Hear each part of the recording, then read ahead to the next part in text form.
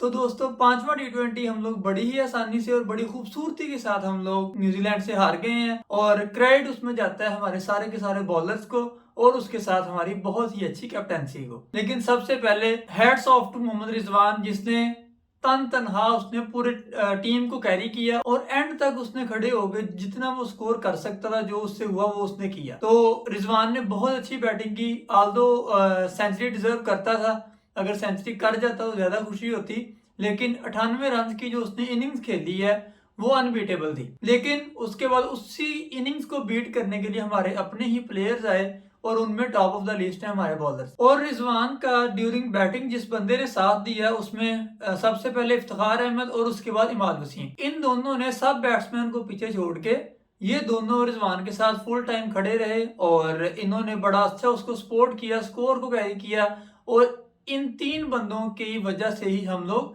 194 का टारगेट दे सके। लेकिन उसके बाद जब हम लोग चेज करवाने आए हैं, जब हम लोग बॉलिंग साइड पे आए हैं, वहां पे हमें बहुत ही अच्छा स्टार्ट मिला। ये वो स्टार्ट था जहां से हम लोग मैच को बड़ी आसानी से ले सकते थे। लेकिन उसके बाद जो हमने गलतियां की, क्योंकि जब उनके 4 आउट हुए थे हम लोग बड़े रिलैक्स हो गए बैठे थे कि मसला ही कोई नहीं, अब तो हम लोग जीते पड़े हैं। और इनको ये अंदाजा नहीं था शायद कि जो पहले आगे बैट्समैन खड़े हैं वो भी कोई टूंडे नहीं है, उनको भी खेलना आता है।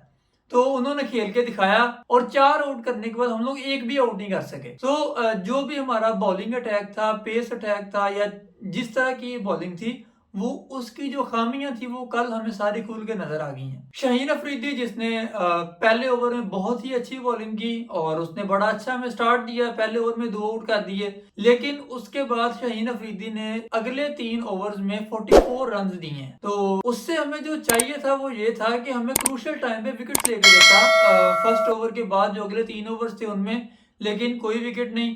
हारिस राउफ नो डाउट बड़ी अच्छी बॉलिंग करता आ रहा था पूरी सीरीज में, लेकिन कल उसने भी कोई एक्सेप्शनल डिलीवरीज नहीं की, कोई एक्सेप्शनल बॉलिंग उसकी तरफ से नहीं थी।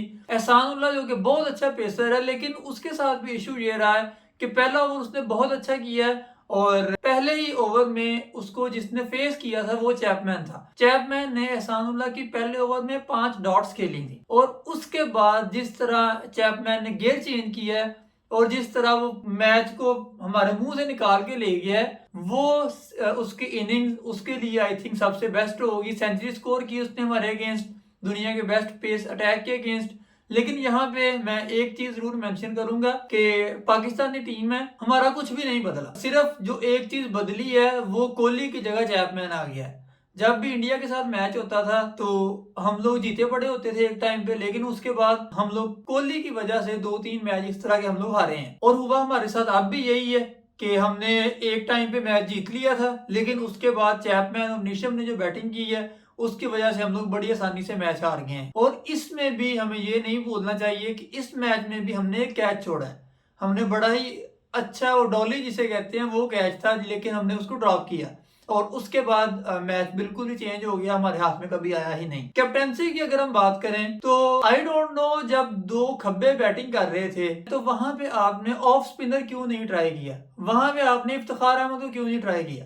इफ्तिखार अहमद से 1 ओवर निकलवाते, 2 निकलवाते, अगर अच्छा करता शायद वो आपको विकेट लेके दे सकता था, क्योंकि जब आपकी पार्टनरशिप लंबी चल रही है तो वहां पे आपको जो कुछ है सब कुछ ट्राई करना होता है उसको तोड़ने के लिए। लेकिन बाबर आजम ने कोई ट्राई नहीं की इस तरह की, इफ्तिखार अहमद को बिल्कुल यूज नहीं किया। शहजाद खान को कंटिन्यूसली ओवर्स मिलते रहे हैं, उसकी जगह बनती रही है टीम में, हालांकि उसकी कोई जगह नहीं बनती थी पूरी सीरीज में। उसने अफगानिस्तान के अगेंस्ट भी सिर्फ एक मैच में परफॉर्म किया था, उसके अलावा दोनों मैचेस में कुछ नहीं किया।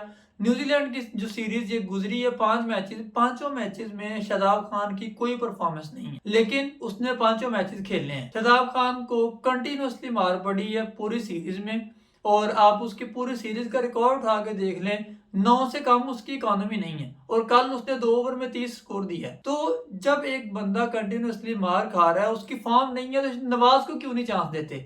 लेकिन नहीं, दोस्ती बहुत है ना, मसला ये है। तो इसी तरह शाहीन अफरीदी के लिए भी मेरी रिक्वेस्ट ये है, उससे पहला ओवर करवाओ या 2 ओवर करवा लो, उसके बाद उससे कहो कि भाई आप रेस्ट करें जाके, उससे अगले 2 ओवर ना करवाए जाएं, क्योंकि वो तसल्ली से स्कोर खाता है। बहुत ही कम शाहीन अफरीदी को इस तरह देखा गया है कि वो पहले 2 ओवर या 3 ओवर्स के बाद एंड पे स्कोर ना खाए। और इस मैच में तो उसने पहला ओवर ही सिर्फ बचाया है, उसके बाद दूसरे ओवर में 4 चौके खाए हैं। तो जब इस तरह की हमारी सिचुएशन होगी कि हमें हमारे जो मेन बॉलर्स हैं वो सपोर्ट नहीं कर रहे। मेन बॉलर हमारे थे शाहीन अफरीदी और हारिस रऊफ।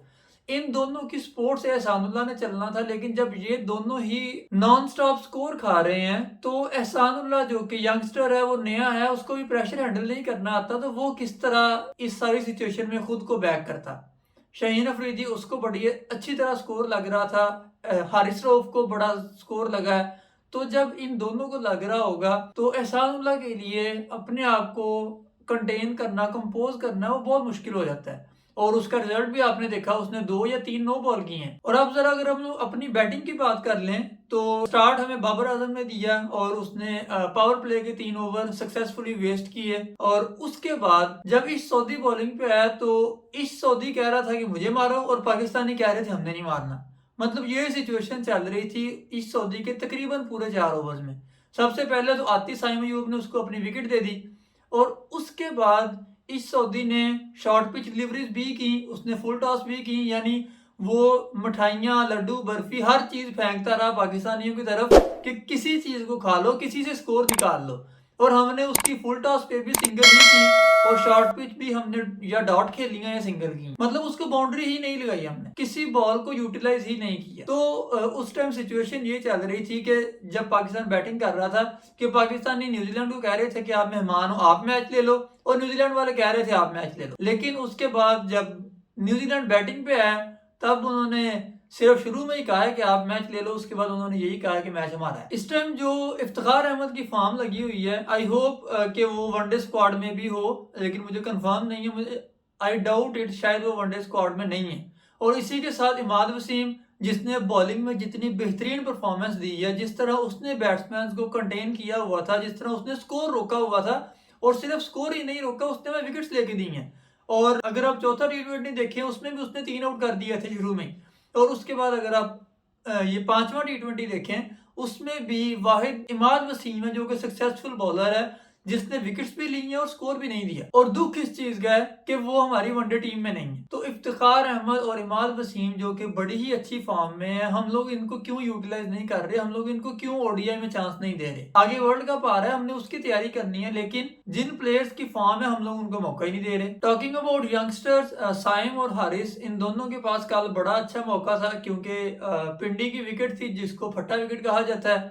उस विकेट पे बड़ी अच्छे से ये लोग स्कोर कर सकते थे और अपने आप को एक क्रूशियल सिचुएशन में या एक बड़ा स्कोर देने में अपना बड़ा अच्छा कंट्रीब्यूशन दे सकते थे। लेकिन दोनों ने ही कल आते ही अपनी विकेट ही दी है, उसके अलावा कुछ नहीं दिया। तो हारिस के लिए थोड़ा सा है कि पहली बॉल पे आपको ये रैंप शॉट मारने की क्या जरूरत थी। आते एबिड विलियर्स बन गया ना कि आते ही उसने कहा कि मैं तो ये फाइन लेग के ऊपर से बड़ा फेमस हूं तो मैं मारूंगा, लेकिन उसका रिजल्ट ये निकला कि पहली बॉल पे आते कैच दिया और बस। इन द कमिंग डेज हमारी ओडीआई सीरीज भी स्टार्ट होने वाली है, उसके लिए भी 11 मेंबर्स की टीम बनेगी। लेकिन आई विश कि जो लोग इन फॉर्म है उनको चांस दिया जाए और जो लोग आउट ऑफ फॉर्म है उनको थोड़ी देर रेस्ट करवा दिया जाए, बाद में उनको ले आएंगे। I am talking about Shadab Khan कि अगर अभी उससे ना बैट से परफॉर्म हो रहा है ना उससे बॉल से परफॉर्म हो रहा है, और कल तो फील्डिंग में भी कैच ड्रॉप कर दिया, तो उसको रेस्ट करवा दिया जाए एक 2-4 मैचेस, या जब अगली सीरीज आएगी वहां पे उसको दोबारा हम ले आएंगे।